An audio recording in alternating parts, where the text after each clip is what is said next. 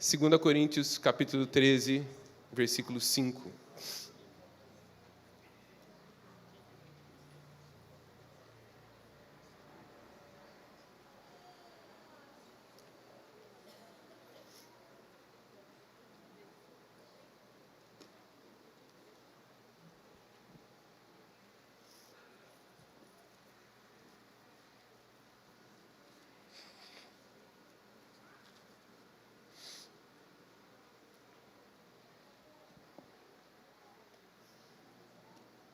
Abre para mim. 2 Coríntios, capítulo 13, versículo 5, diz assim: examinem-se para ver se vocês estão na fé. Provem-se a si mesmos. Não percebem que Cristo Jesus está em vocês? A não ser que tenham sido reprovados. E espero que saibam, versículo 6, que nós não fomos reprovados.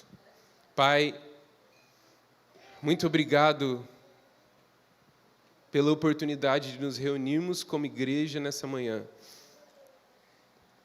para receber Cristo por intermédio da pregação da sua palavra e para responder à revelação de Jesus Cristo por intermédio dos louvores que nós apresentamos ao Senhor como seu povo.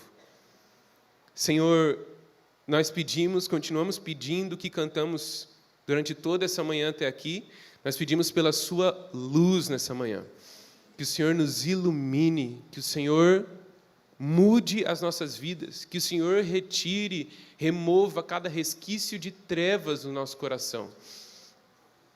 O Senhor é luz e em Ti não há treva alguma. Senhor, eu peço para que, apesar de mim, o Senhor fale profundamente e diretamente aos nossos corações, que eu não atrapalhe a sua palavra, Senhor, que eu não atrapalhe o seu espírito, que eu não atrapalhe com a minha arrogância, a minha presunção, Senhor, mas me concede a graça de pregar com humildade nessa manhã e confiar na ação do teu espírito, que os nossos olhos possam estar voltados para o Senhor, fascinados pela tua face e desejosos, Senhor, de redescobrir o seu evangelho. Pedimos isso em nome de Jesus. Amém. Como saber se eu sou salvo? Perdeu o título do corte.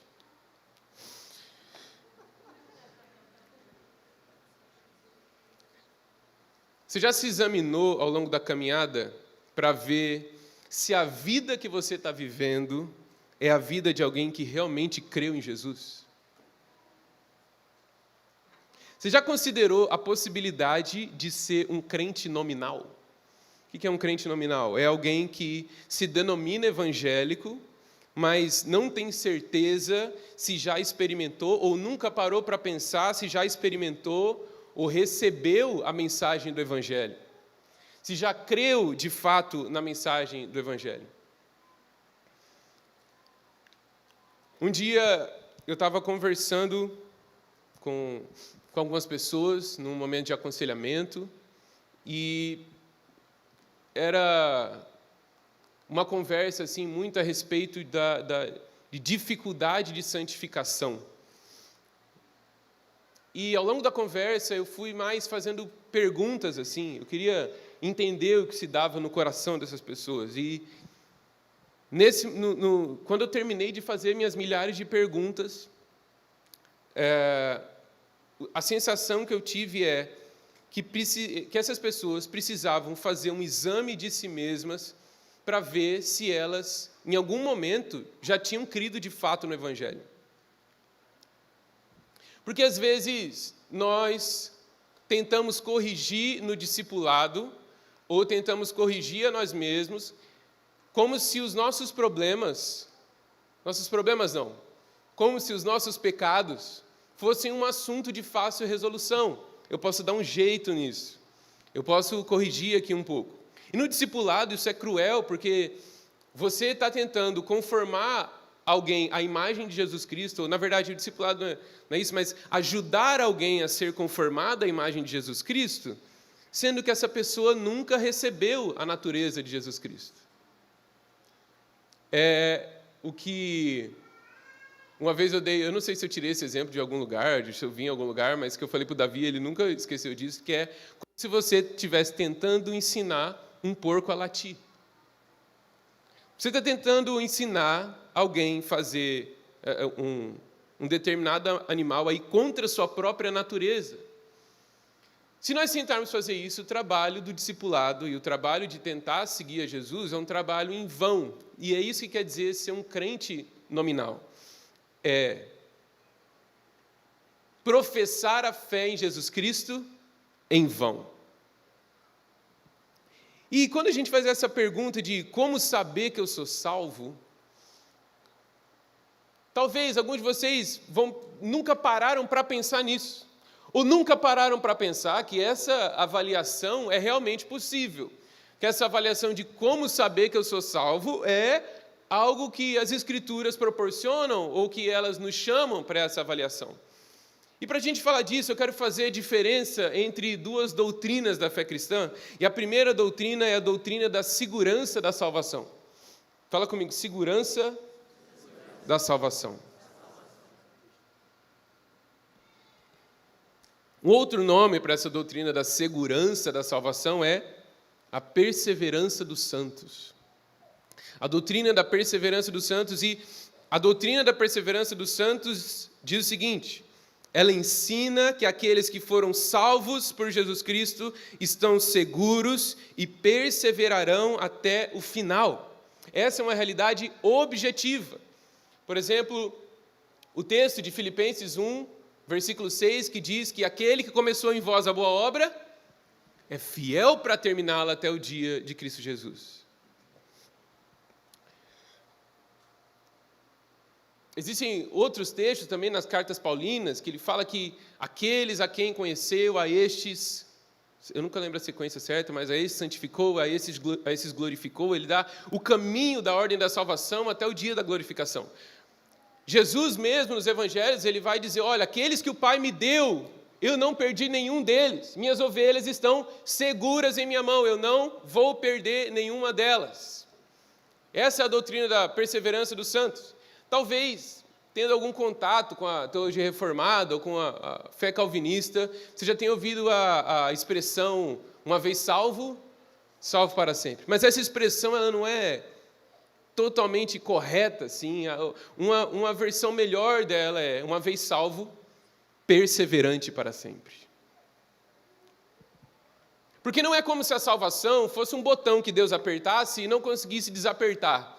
Né? Então eu posso viver do jeito que eu quero, porque Deus já apertou esse botãozinho da salvação, nessa grande robótica de Deus, nessa grande automatização, né, que a gente às vezes atribui a um Deus relacional e não um Deus automatizado, e ele não consegue, porque esse botão travou, Rick. Uma vez salvo, ele me salvou, e depois eu comecei a viver em pecado, e depois eu comecei a mandar minha vida para o lixo, para a lama, e Deus se arrependeu de me salvar, mas ele não pode desapertar esse botão. Isso é errado. Porque uma vez salvo, perseverante para sempre. A garantia de que nós chegaremos até o final é a perseverança. E tem a outra doutrina que eu gostaria de falar, e fazer a diferenciação entre elas, é que é a doutrina da certeza da salvação. Fala certeza da salvação. A doutrina da certeza da salvação, por sua vez, ela é diferente da doutrina da perseverança dos santos, porque ela é subjetiva. Porque é uma testificação no meu espírito, é uma testificação no homem interior, como diz Romanos capítulo 8, o Espírito testifica com o meu espírito de que eu sou filho de Deus. Então eu me sinto filho de Deus. Eu experimento a filiação. Por quê? Porque o Espírito Santo, ele testifica no meu espírito, com o meu espírito, de que eu sou filho de Deus. É uma experiência subjetiva. E essa experiência pode não ser contínua. Você pode ter períodos de dúvida a respeito da própria salvação. Pode ter períodos onde essa testificação, como ela é subjetiva, ela pode não estar tão forte. Mas a Escritura nos garante de que essa testificação da certeza, da confiança na salvação, ela é possível. E o próprio texto de 2 Coríntios 13, versículo 5, fala para que nós possamos avaliar se nós estamos na fé. Ou seja, essa testificação do Espírito Santo com o meu espírito, ela pode passar por um teste, uma avaliação feita por mim mesmo, para verificar se eu estou de fato na fé. Que coisa, hein? Talvez muitos de nós já tiveram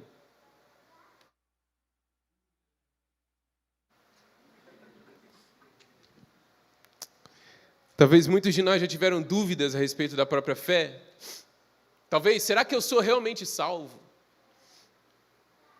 E alguém pode ter perguntado para você, em algum desses seus períodos de crise, ou talvez você tenha perguntado para alguém, alguma coisa como, mas você repetiu aquela oração que o pastor fez? Eu recebo. Jesus Cristo, no meu coração. Você repetiu aquela oração que o pastor fez, pedindo para que Jesus morasse no seu coração? Eu repeti, eu fui lá na frente, eu respondi o apelo umas 48 vezes. Você foi sincero? Sim, eu fui sincero. Então você está salvo, meu amigo. Esse é o diabo falando no seu ouvido. Não crê, não. Você repetiu a oração, você foi sincero? Você está salvo, é assim, é isso que a Bíblia ensina.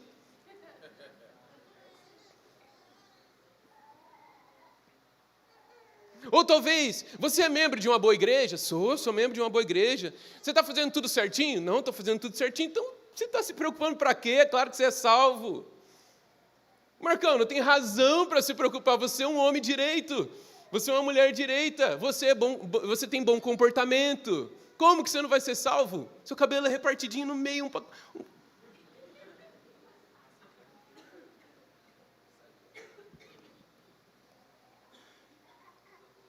A pergunta central é: como eu realmente sei que eu sou salvo? Num país com 47 milhões de evangélicos, onde você pode ir nos lugares mais escabrosos, mais terríveis, e perguntar para alguém assim, você é salvo? Você tem a vida eterna? E a resposta vai ser claro. E daí se você perguntar, mas por quê? A resposta vai ser, porque eu creio. Mas a pergunta é, como você sabe que crê? Como é que você sabe que crê? Como você pode saber que o que você está chamando de crer é realmente fé salvífica? No trecho que a gente leu de 2 Coríntios, Paulo está enfrentando uma parte da comunidade que está relutante com respeito ao ministério dele. O cara que plantou a igreja. O apóstolo da igreja. E não qualquer um, né? Mas o apóstolo Paulo. E a igreja está relutante. A igreja está em rebeldia, em desobediência a Deus e em desobediência a Paulo. E ele fala ao longo da carta, que ele fala assim, é o seguinte, eu estou indo pessoalmente até vocês e eu estou indo para corrigir vocês. Eu estou indo com a vara da correção até vocês. Alguém já apanhou de vara de goiabeira? Impressionante como Deus faz um galho que não quebra. Elástico. Como Deus é perfeito, a natureza, né, Samuel?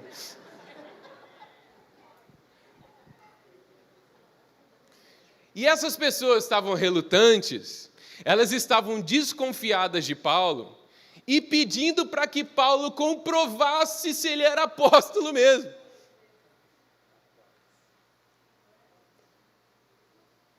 Paulo, de longe você é leão, mas quando você está perto você é gatinho.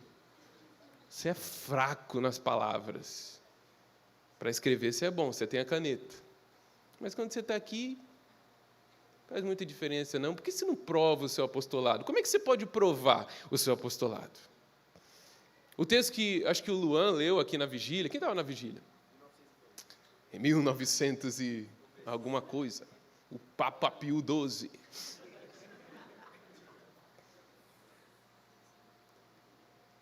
O que eu estava falando? O texto que Paulo leu, que está em 2 Coríntios, Paulo fala assim, nós estamos sendo corroídos por fora, mas por dentro estamos sendo renovados. Ele está falando do exercício do ministério apostólico. E ele fala, para que em nós atue a morte, em vocês atue a vida. Porque nós, os apóstolos, somos o lixo do mundo. E esses irmãos tinham caído na lábia de falsos mestres, de falsos profetas, que pediam para que Paulo provasse a si mesmo, provasse o seu apostolado. E Paulo está corrigindo a comunidade que tinha cristãos verdadeiros, mas que eram desobedientes, orgulhosos de si mesmo, como fala ao longo da carta, mas também pessoas que se declaravam crentes, mas na realidade não eram.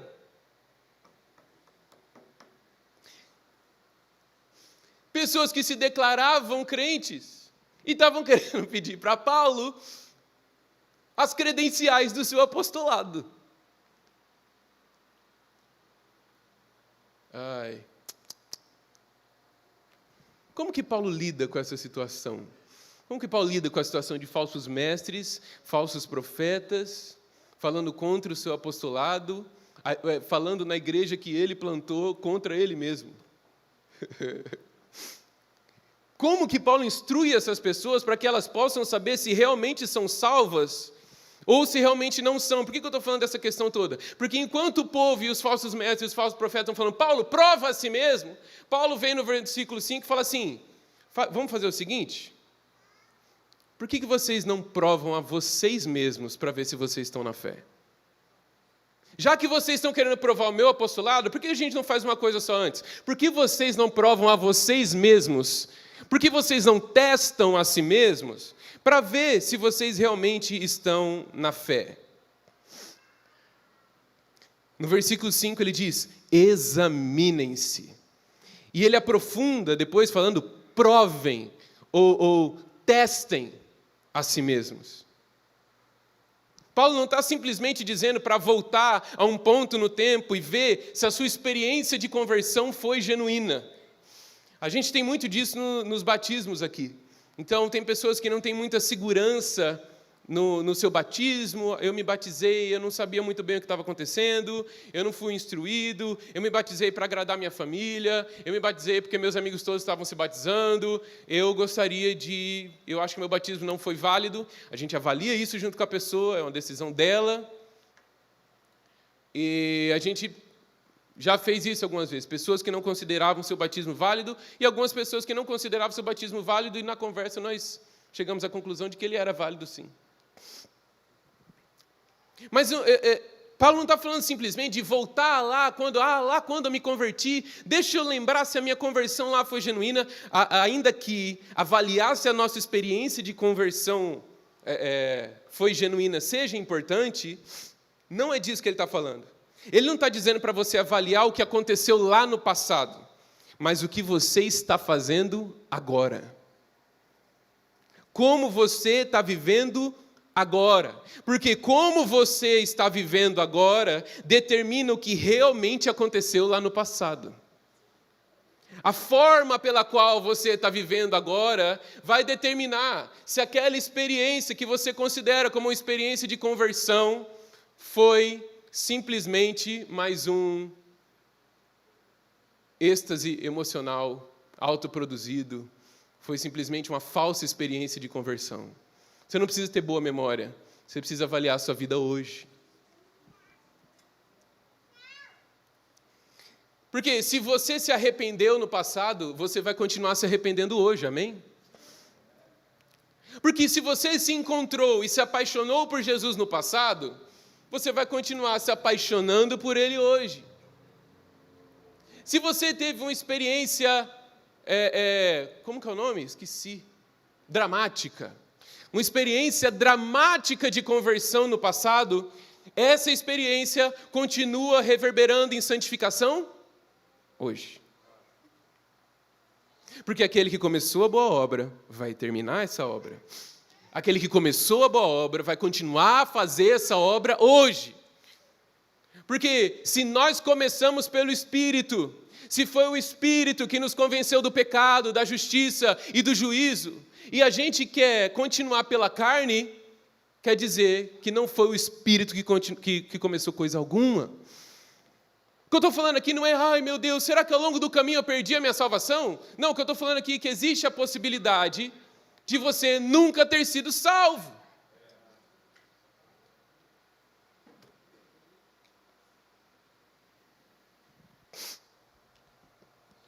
Então, Paulo nos convida para um exame.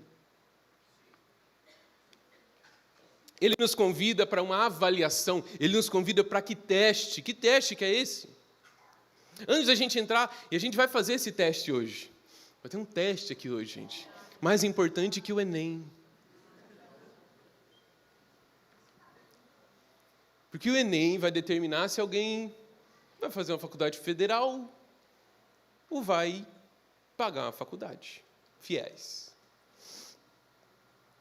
Mas esse teste aqui determina se você está caminhando para encontrar com o bom pastor Jesus e receber do abraço dele e ouvir, servo bom e fiel, entra no gozo do teu Senhor, ou se você está caminhando para receber de toda a plenitude da ira de Deus no inferno por toda a eternidade. Deixa eu falar uma coisa. A modernidade e a pós-modernidade estão tentando apagar muita coisa. Mas o inferno não deixou de existir por conta da pós-modernidade, ok?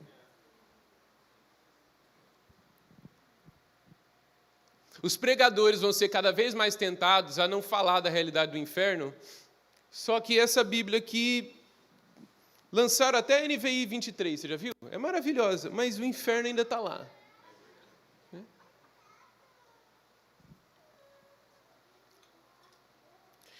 E daí Paulo fala na continuação, olha, examinem a si mesmos para ver se vocês estão na fé. Provem, testem a si mesmos para ver se vocês estão na fé. E daí ele diz, no versículo 5 mesmo, olha só como é que ele... Nossa, por que eu abaixei a cabeça?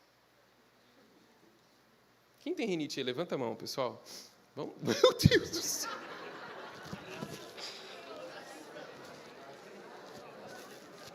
Senhor, cura-nos, Senhor, cura-nos! Pelo amor de Deus. Que é isso, gente? Terma de turno, cura da rinite. Então vocês sabem o que eu estou passando, né? Obrigado, irmãos. Provem-se a si mesmos. E daí ele fala o seguinte, não percebem que Cristo Jesus está em vocês? Não percebem que Cristo Jesus está em vocês? Só que ele diz, a não ser que tenham sido reprovados. Em outras palavras, vocês vivem como pessoas que não percebem que Deus veio morar na vida de vocês.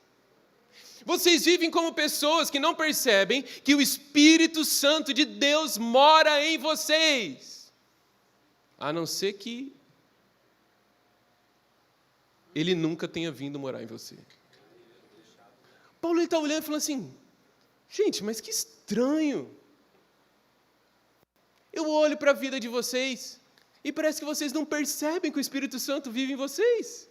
Eu acho isso estranho, Paulo está falando. Vocês deveriam pensar sobre isso. Eu olho para vocês e vocês vivem uma vida de alguém que parece, que não percebe que Deus mora no interior de vocês, que onde vocês vão, Ele está. Mas espera aí. É que pode ser que Ele nunca tenha vindo morar em vocês. Pode ser que esse tipo de vida que vocês estão vivendo é porque Ele nunca veio morar em vocês. A não ser que vocês tenham sido reprovados. Sabe aquele medo que algumas pessoas têm de ir no médico? Medo de fazer exame e descobrir alguma doença? Será que não é melhor eu ficar só na ignorância, né? Não saber? Porque só fica doente quem vai no médico. só fica doente se fizer exame. Se você não fizer exame, só acha quem procura. Não é melhor eu ficar sem ir no médico? Não é melhor eu ficar sem fazer esse exame? Né? Nossa, aquela tensão no dia antes do exame, fazer exame de sangue, fazer um monte de coisa. E daí você, meu Deus, faz... É igual quando eu fui tomar vacina para ir para Costa Rica. Eu falei assim, meu Deus, qual vacina será que eu vou ter que tomar? Cheguei lá, a moça pediu minha carteirinha. Eu falei, moça, não tenho, eu vejo ela desde... Acho que eu estava trocando os dentes ainda quando eu vi minha carteirinha. Ela fala, então você tomou, Então fazem 10 anos que você não toma vacina. A última que você tomou foi aos 15 anos. Eu falei, nossa, qual que eu vou ter que tomar então? Assim, tudo que a gente tiver para oferecer aqui, meu amigo. Gente, de todo o coração, os meninos sabem. Meu braço, sabe quando fica, não é roxo, ele fica verde? Eu não sei quantas vacinas eu tomei, não. Ficou verde meu braço, doendo, dolorido, a vacina do tétano é muito ruim, né? E aquela tensão antes do dia de tomar vacina, eu falei assim, meu Deus, qual vacina será que eu vou ter que tomar? Tomei todas. Aquela tensão antes de ir no médico, está sentindo uma dor, está sentindo uma coisa, precisa ir no médico, acho que eu não vou não, fica postergando. Então, hoje, Deus está te convidando para um exame. Deus está te convidando para um teste. Hoje tem um monte de estudante aí no Brasil tenso para fazer o Enem. Já começou? Então, eles estão tensos agora mesmo. O dia que eu fui fazer o Enem, eu lembro que eu fui caminhar com meu pai no parque, porque eu estava surtando. E deu certo, hein, rapaz? Tirei uma nota alta demais. Estou aqui, né?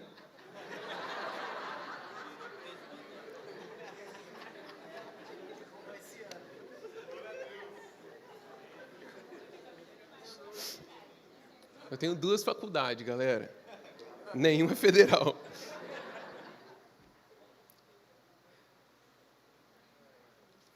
Esse exame, como eu disse, não vai só definir se você está doente ou não, mas se você está indo para o céu ou para o inferno. Como esse teste é feito? Será que esse teste é feito comparando a mim mesmo com outros irmãos? Olha, eu acho que eu tenho mais fé que o Marcão. Mas eu acho que eu tenho menos fé que o Giga. Então eu acho que eu estou bem, eu estou na média. Né?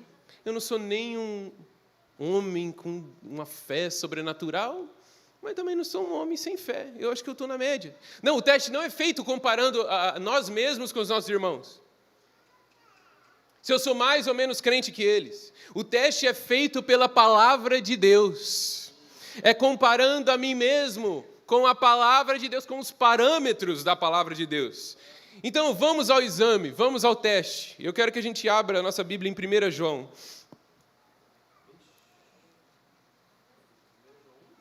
1 João, primeiro no capítulo 5, versículo 13. Vocês estão comigo?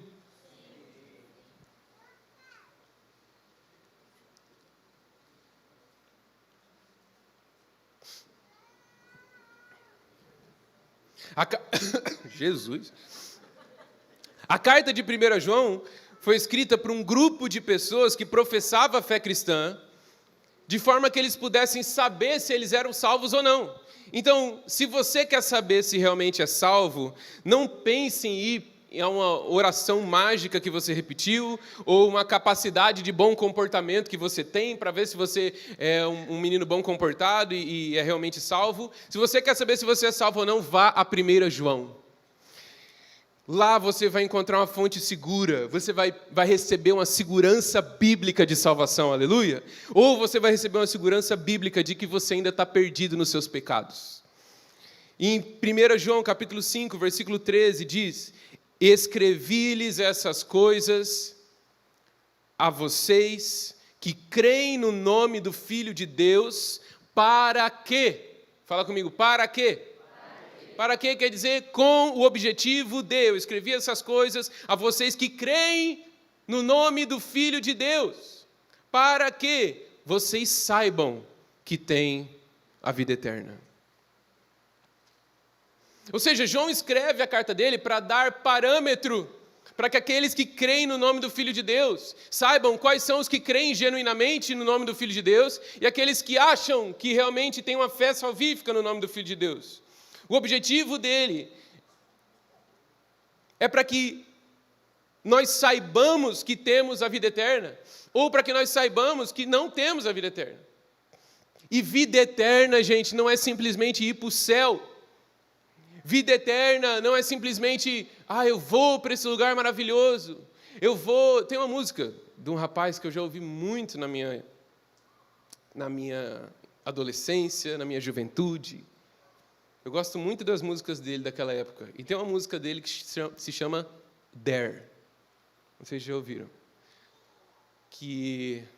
Será que eu canto um pouquinho? É em inglês.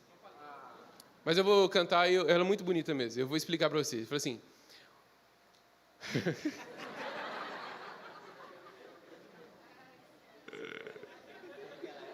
Eu esqueci até como é que começa. Well, I've heard a million times, with many sounds and lights.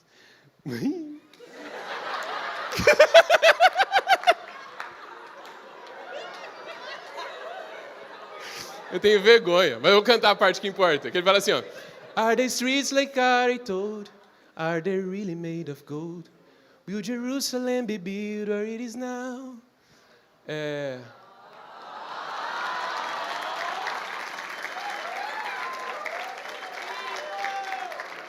Deixa eu chegar na parte. Ele fala assim, ó.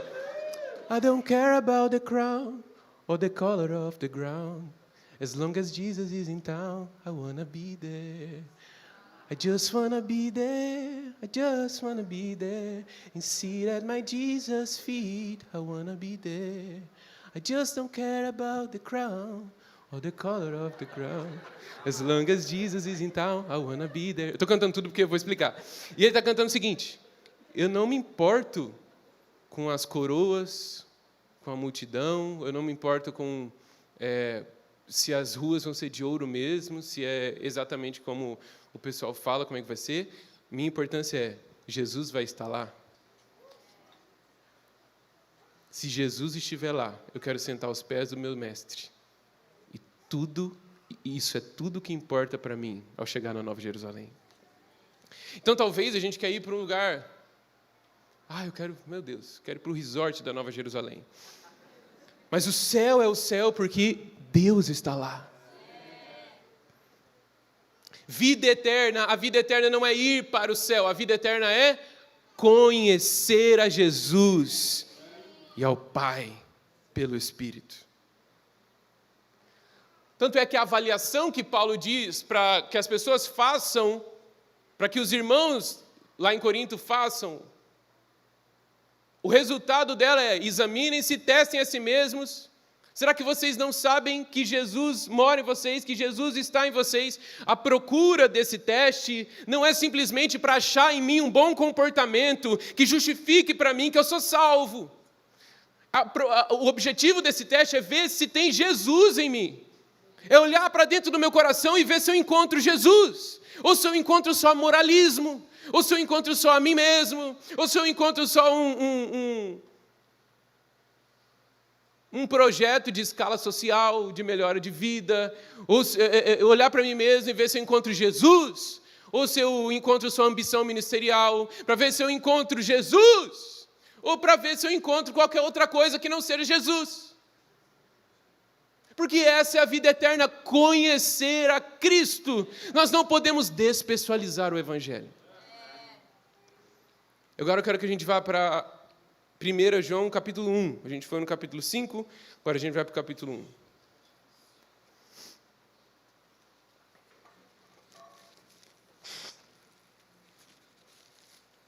Primeira João, capítulo 1, versículo 5, diz assim: esta é a mensagem que dele ouvimos e transmitimos a vocês. Deus é luz, nele não há treva alguma. Essa não é uma mensagem, pessoal. João está falando assim, essa é uma das mensagens que a gente recebeu, Vitinho. Não, essa é a mensagem. Essa é a mensagem, é o centro, é o cerne, é a coisa mais importante de tudo que nós estamos escrevendo a vocês. A mensagem que dele ouvimos. O resumo da mensagem que dele ouvimos é: Deus é luz e não há nele treva alguma. O contexto de 1 João é o seguinte: tinha um grupo, sempre um grupo de falsos mestres, tinha um grupo de falsos mestres, um grupo de falsos profetas, que ensinavam heresias com fundamento numa heresia chamada gnosticismo. Quem já ouviu falar de gnosticismo? Era um gnosticismo ainda embrionário, no começo dele, e basicamente eles ensinavam que o conhecimento de Deus é esotérico. O que quer dizer esotérico? Ou seja, o conhecimento de Deus é oculto. O conhecimento de Deus é escondido. E o crente comum, como eu, como você, o crente comum nunca poderia entender esse conhecimento oculto de Deus.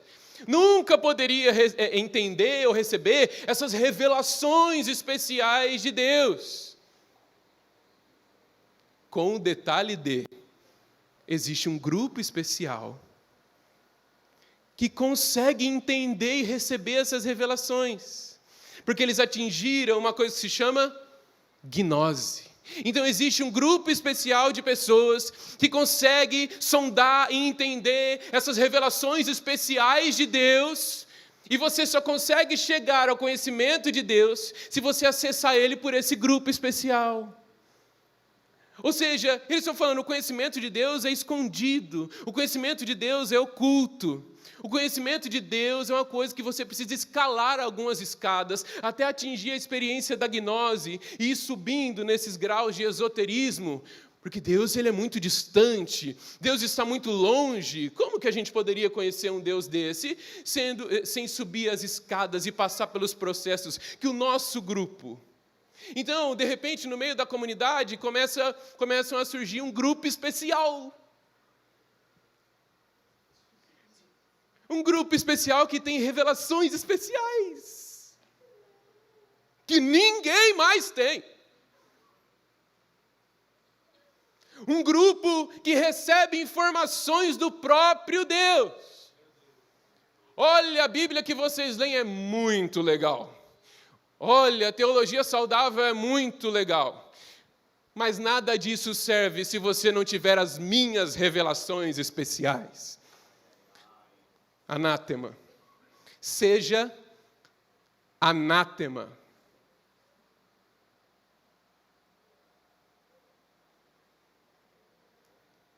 Nossa fé não é gnóstica.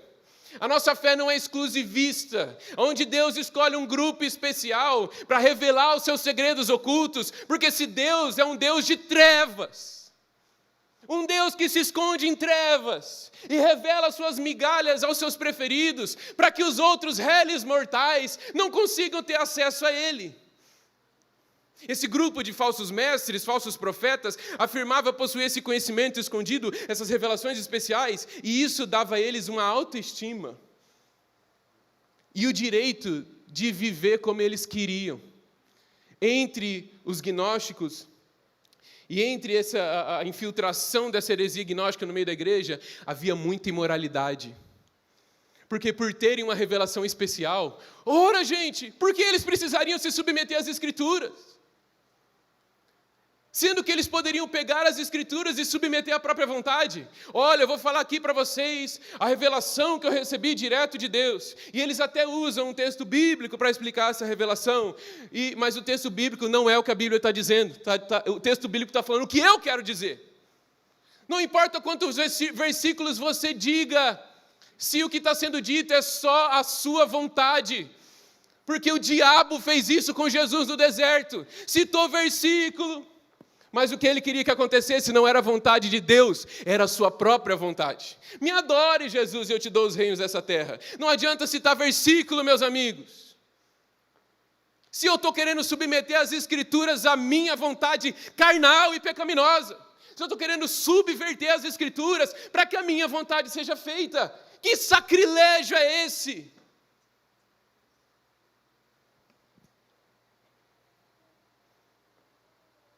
com relação a esses, Paulo, em uma das suas epístolas, ele diz: é necessário fazê-los calar.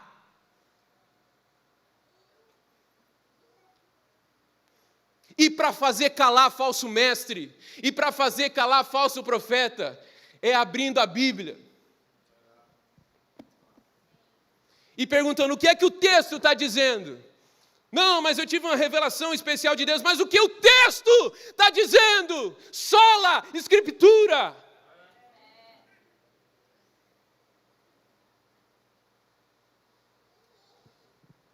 Esses caras aqui estavam querendo se colocar como mediadores. Olha, Jesus Cristo não é um mediador suficiente. Nós queremos ser os mediadores para que vocês consigam entender melhor, para que vocês consigam essa revelação mais elevada desse Deus obscuro, desse Deus distante. Não existe nenhum outro mediador entre Deus e os homens a não ser Cristo Jesus. Nenhum homem, nenhum grupo de pessoas, nenhuma ideologia. Não existem mediadores, não existe uma parada que você precisa fazer e pagar um pedágio para conhecer a Deus.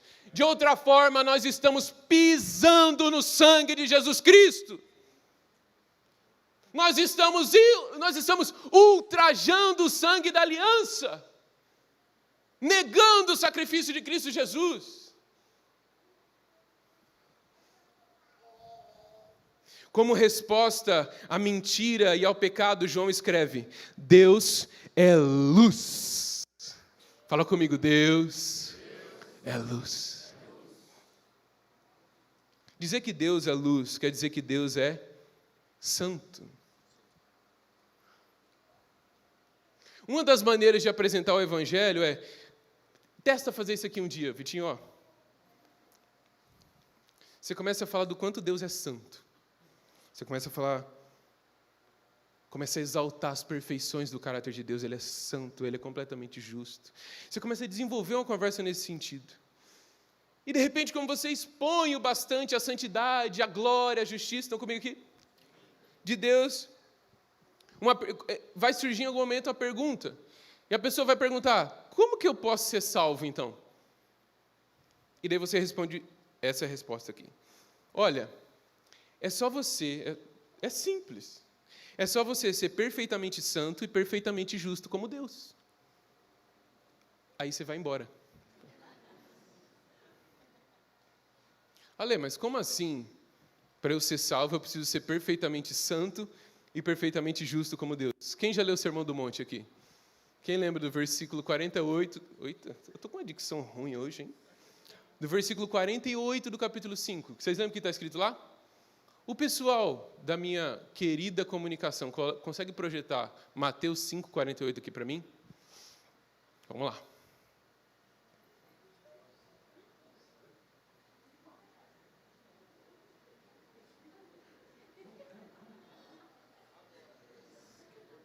É que eu preguei eles desprevenidos. Quando vocês se manifestarem, ouviram. Olha lá, gente, vamos ler junto? 1, 2, 3 e... Portanto, sede vós perfeitos, como perfeito é o vosso Pai Celeste. E aí? Uma coisa foi quando eu falei, você falou assim... Está chapando. Agora o homem falou. A vontade de Deus é que nós sejamos perfeitos, perfeitamente santos e perfeitamente justos como Deus. Amém? Quantos se sentem capazes? E você foi embora, Vitinho, desse evangelismo. E de repente a pessoa vai falar assim: mas você me disse que Deus é isso? Eu sou o contrário disso? E daí você me disse que eu tenho que ser como esse Deus? E vai embora, isso é impossível. E você vai responder: sim, é impossível. Então o que eu faço? Jesus. Jesus.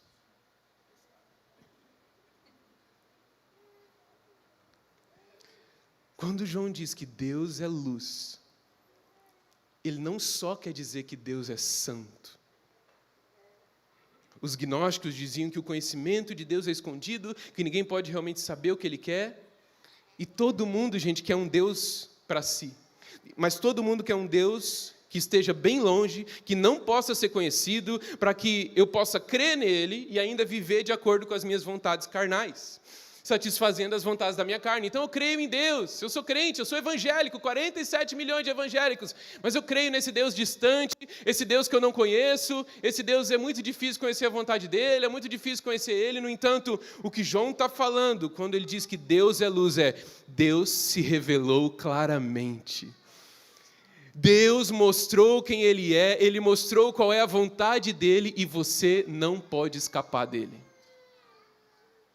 Às vezes a gente olha para esse texto e a gente vai entrar no teste, tá? Que é o final da pregação.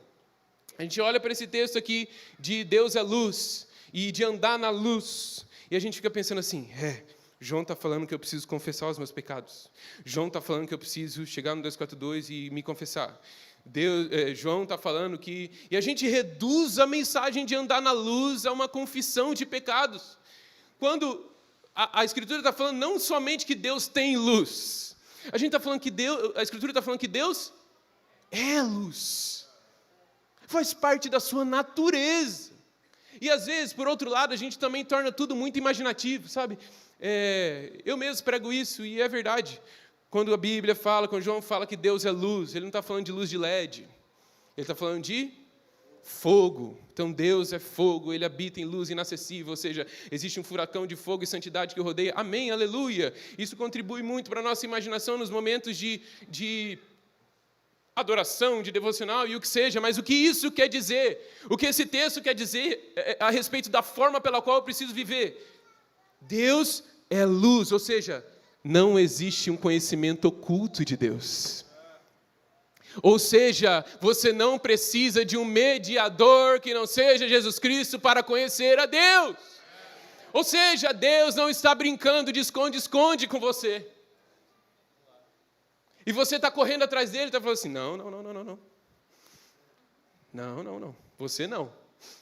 Não quero me revelar, não. E você correndo atrás de Deus, todo desejoso de conhecer a Deus, e Deus correndo de você. Em João 17, Jesus ora, Pai, que eles estejam aonde eu estou e contemplem a minha glória. Não existem faces ocultas de Deus. Deus não tem nada a esconder. O texto, Efésios, a gente viu que na plenitude dos tempos, o mistério foi revelado. E o mistério é de fazer convergir todas as coisas em Cristo Jesus. Então, Deus é luz, meus amigos. Ou seja, Ele quer ser conhecido. No dia do juízo, você vai comparecer diante de Jesus. E talvez alguns de nós vai virar para Jesus e falar assim, Jesus, é que o Senhor não sabe, é que Ícaro, é que o meu discipulador não me ensinou direito quem Deus é. Senhor, eu não te conheço. Senhor, eu vivi uma vida completamente avessa à sua vontade, mesmo me considerando evangélico, porque o meu pequeno grupo, a minha igreja caseira, não era uma igreja caseira que me ensinava que eu não podia viver em pecado. Sabe? É que o meu discipulador, ele não era do jeitinho que eu queria, sabe?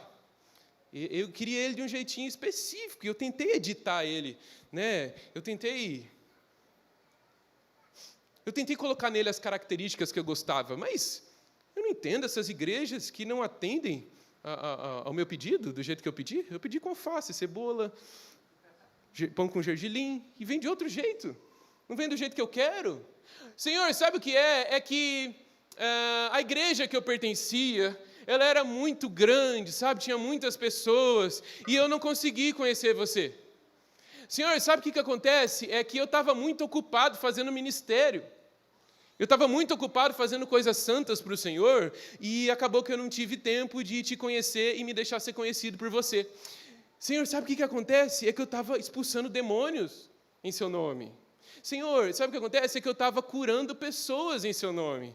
Sabe o que acontece, Jesus? É que eu estava profetizando no seu nome. Eu estava zelando pela sua igreja. Eu estava compartilhando com a sua igreja as revelações especiais que eu recebi de ti. E Jesus, Mateus capítulo 7. Eu nunca conheci vocês. Não é que, tipo assim, eu não mandei vocês profetizarem. Ele falou assim, eu não sei quem vocês são, porque vocês praticam a iniquidade. O pai olha para essas pessoas e fala assim, eu não vejo o filho.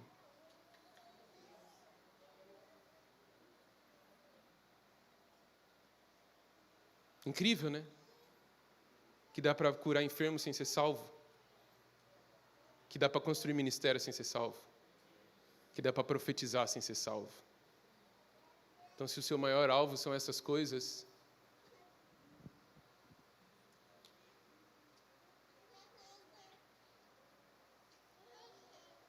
vamos para o teste para a gente terminar.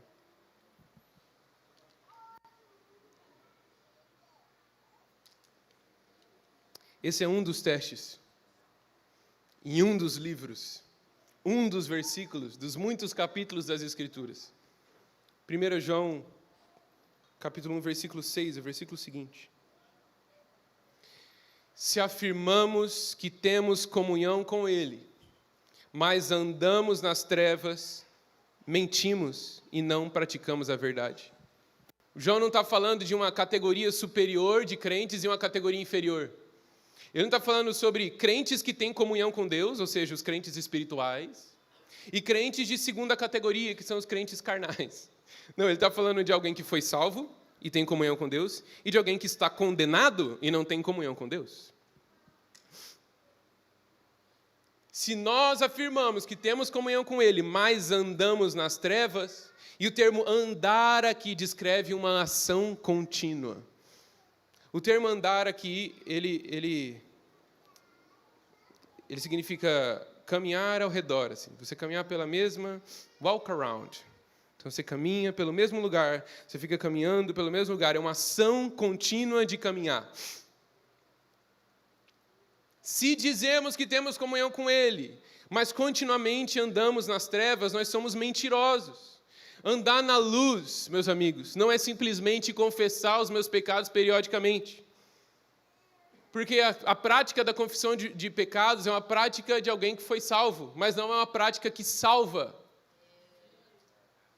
Senão nós constituímos das disciplinas espirituais amuletos. Eu sou salvo porque eu oro. Eu sou salvo porque eu jejuo. Eu sou salvo porque eu confesso pecado. E de repente você começa a confessar os seus pecados só para alívio de consciência. E não porque você está verdadeiramente arrependido. E as pessoas te olham como humilde, como vulnerável. Olha como é vulnerável. Como fala da própria vida. Nossa, é um homem de Deus, é uma mulher de Deus. Você só está alimentando, e quando vai ver, você só está alimentando seu próprio bem-estar. Seu próprio ego. Andar na luz é viver de uma forma de acordo com a revelação desse Deus que é luz e de acordo com o que Ele ensina na sua palavra. Andar em trevas é viver de uma forma que contradiz o que a Bíblia diz sobre Deus e sobre a sua vontade. Mas eu não conheço a vontade de Deus, mas Ele é a luz e se revelou. Meu amigo, você tem uma Bíblia na sua casa? Então conheça a Deus. Meu amigo, você tem joelhos para dobrar diante de uma Bíblia aberta? Então conheça a Deus. Não terceirize a culpa pelo seu pecado. Não, Ale, é que eu vivo em pecado por causa lá do meu discipulador, por causa do meu 242, por causa da igreja. O pecado não é terceirizado, porque salvação também não é terceirizada. Você vai precisar lidar com o problema do seu pecado. O seu pecado é culpa sua. O seu pecado não é culpa minha.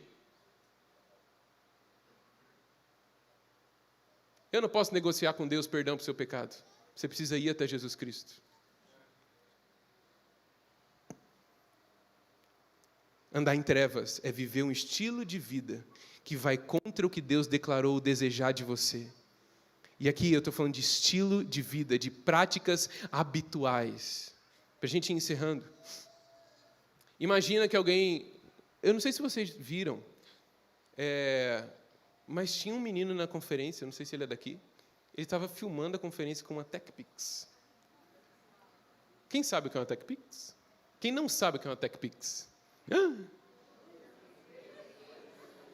Vamos falar de coisa boa? Vamos falar da nova TechPix, a filmadora mais vendida do Brasil. 8 em 1, filma, lava, passa. Gente, a TechPix é uma lenda.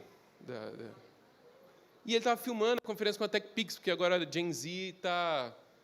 Voltemos ao início, né? E eu fiquei, cara, eu filmei, eu esqueci de postar, vou postar lá para vocês verem, a nova TechPix. Mas não vamos na TechPix. Quem sabe o que é uma câmera... não, isso aí não tem como. Uma câmera com rolo de filme. Aí você pega o filme. Alguém tem uma câmera de filme? Relíquia.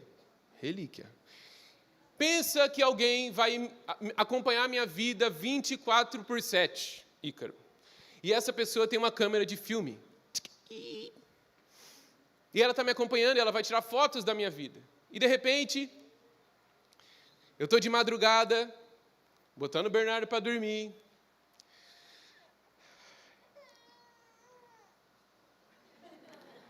E ele, Cubas, Esmeraldinha, está acordando já pela 14ª vez na madrugada. E você, Nina, no colo, assim, quando você bota no berço. E, de repente, na 14ª colocada no berço, eu falo assim... Ai! O cara vai lá e tira a foto. De repente, eu fui fazer compra no Mercado Grande. E eu fui fazer compra com fome. E mais do que isso, eu fui fazer compra com fome, e quando eu cheguei no mercado, eu percebi que a minha bexiga estava cheia e eu não encontrei um banheiro. Eu saí para procurar um banheiro, não encontrei funcionários, não encontrei um banheiro, desisti e voltei.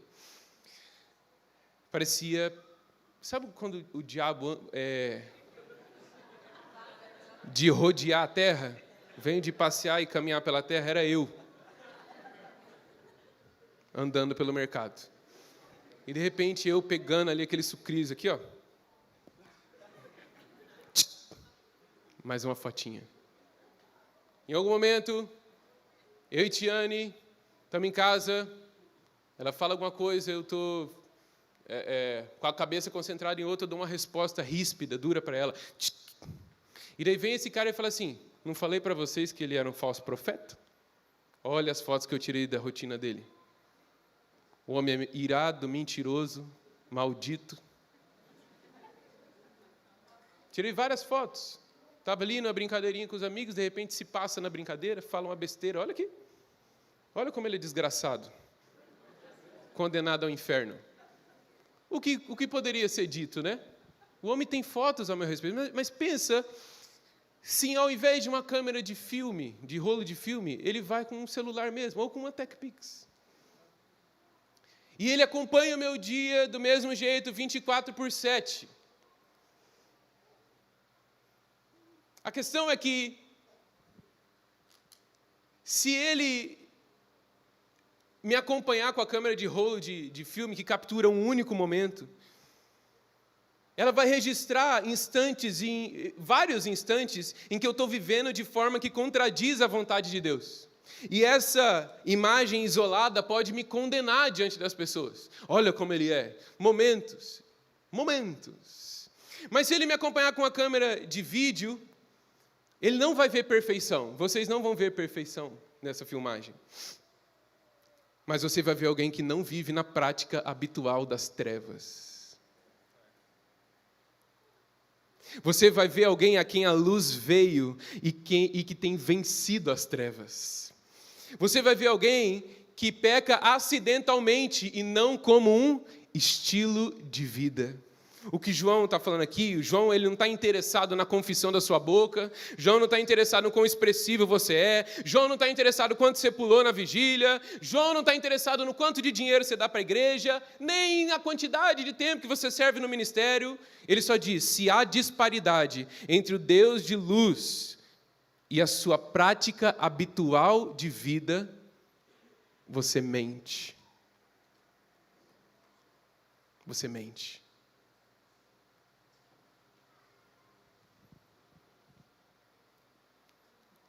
E uma coisa muito importante que a gente precisa fazer é discernir entre o exame espiritual e a paranoia religiosa. Toda semana você está perguntando se você é salvo. Toda semana. Eu caí em pecado essa semana. Essa semana, todo dia, meu amigo. Todo dia você está perguntando, será que eu estou indo para o inferno? Meu Deus, o que eu preciso fazer? Meu Deus do céu, porque o exame espiritual ele é focado em Deus no Evangelho. A paranoia religiosa é focada em você e nas suas boas obras.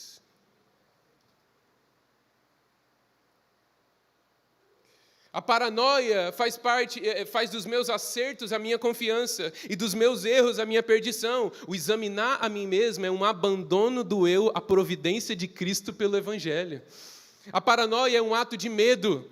O exame é um ato de fé no Deus que salva. O Deus que salva. E para concluir, se os meninos quiserem ir subindo, a resposta para tudo isso, desse teste para ver se nós estamos andando na luz ou andando nas trevas, é que nós precisamos redescobrir o Evangelho. E eu quero falar muito disso com vocês ainda. Mas eu quero ler um trecho aqui do livro Igreja Centrada, do Tim Keller, que ele fala a respeito dos efeitos de quando a renovação espiritual começa numa comunidade. Os efeitos de quando algumas pessoas começam a redescobrir o Evangelho, e isso começa a se espalhar na comunidade como fogo selvagem. E ele diz o seguinte, o avivamento acontece...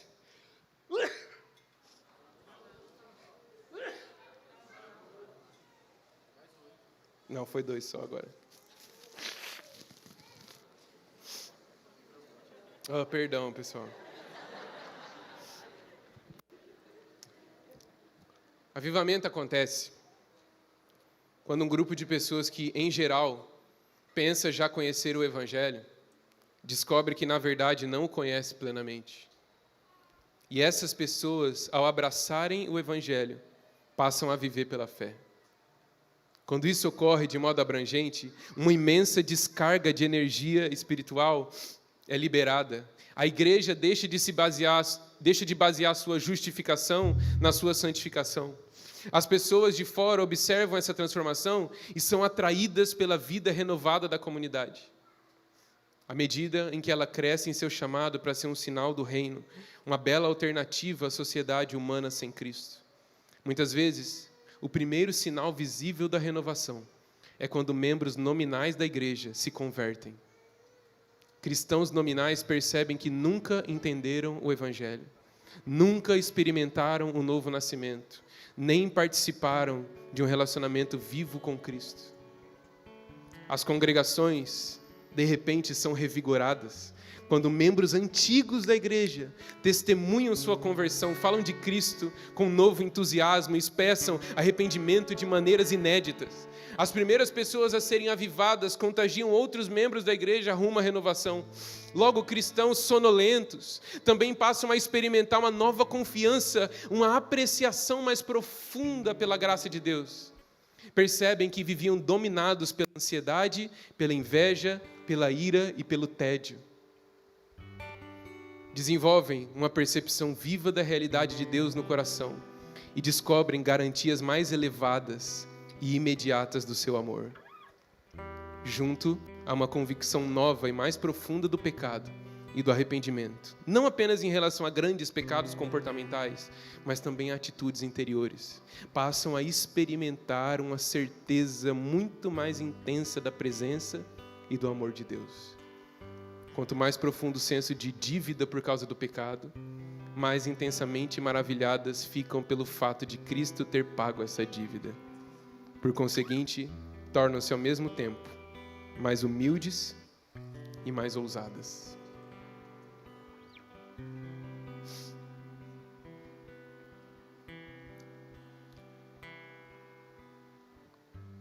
O fim dessa reflexão é que nós precisamos redescobrir o Evangelho.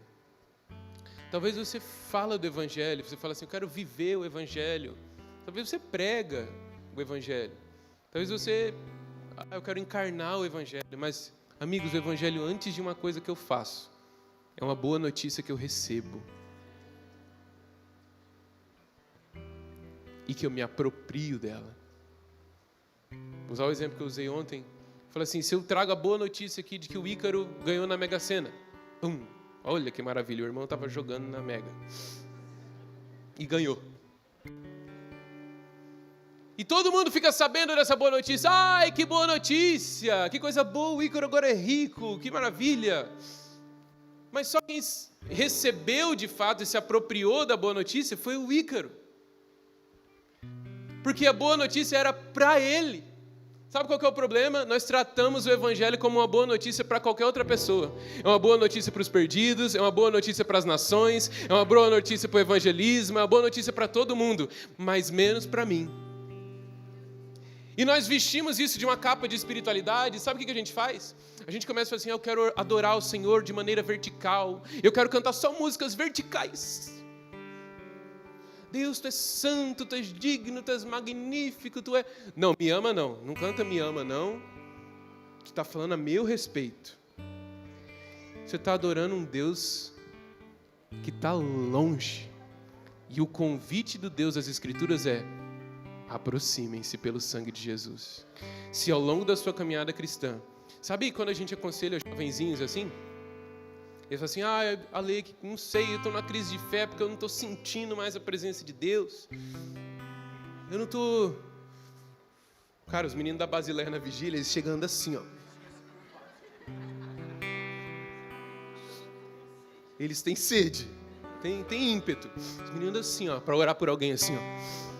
Mas tem uns jovens que, faz tempo que eu não sinto, faz tempo que eu não choro. Sabe aquela dúvida emocional rasa? E o conselho geralmente é assim, irmão, mas você não precisa sentir nada. Você precisa crer pela fé. Amém. Um bom conselho. Mas se você nunca sente nada, se você nunca experimenta o amor de Deus, se você nunca se sente amado,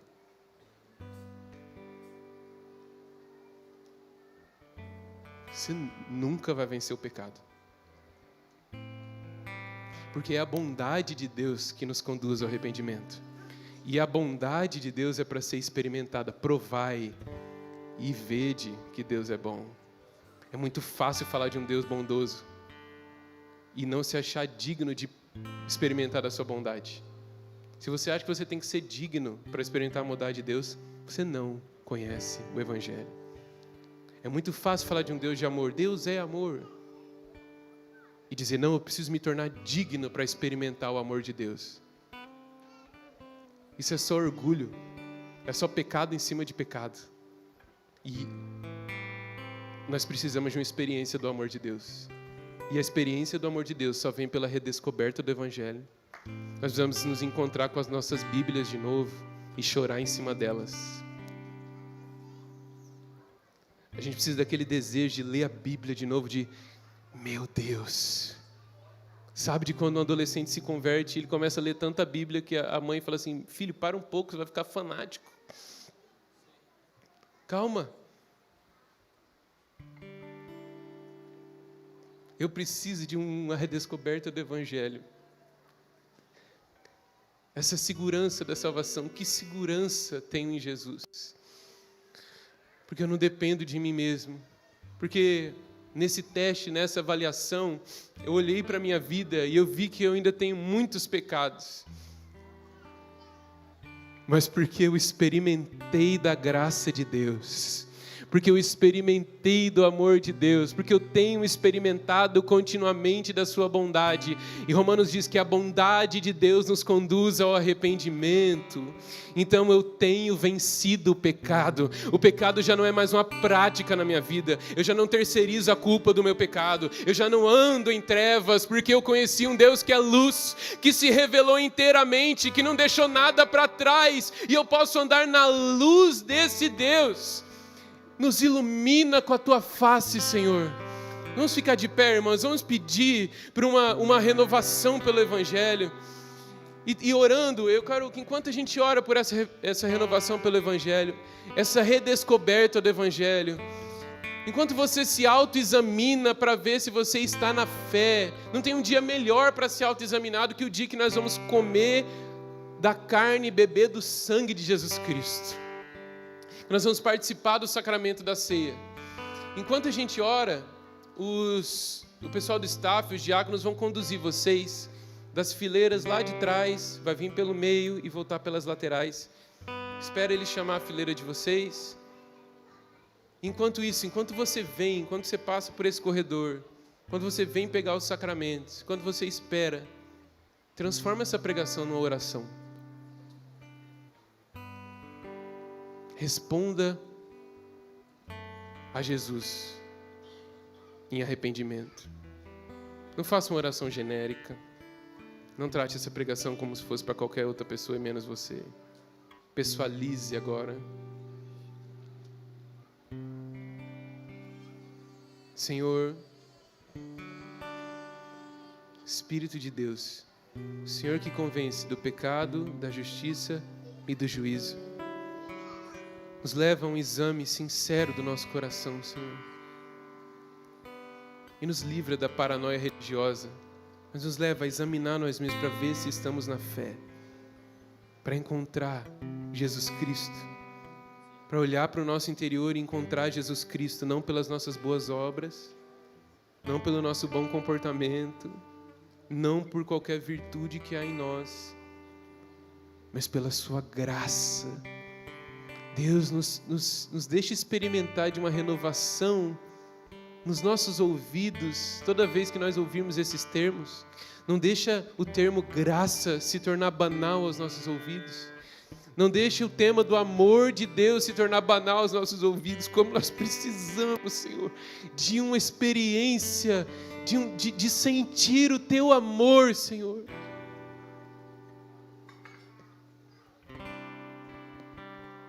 O Senhor disse que aqueles que te amam são aqueles que guardam os seus mandamentos.